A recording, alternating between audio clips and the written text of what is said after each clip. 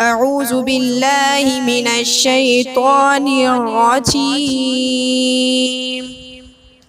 بسم اللہ الرحمن الرحیم السلام علیکم ورحمۃ اللہ وبرکاتہ۔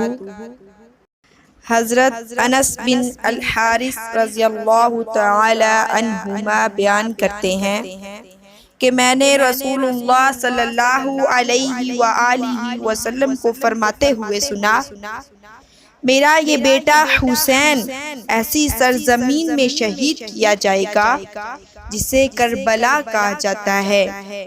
تم میں سے جو کوئی اس معرکہ کی وقت موجود ہو اسے چاہیے کہ وہ اس کی مدد کرے۔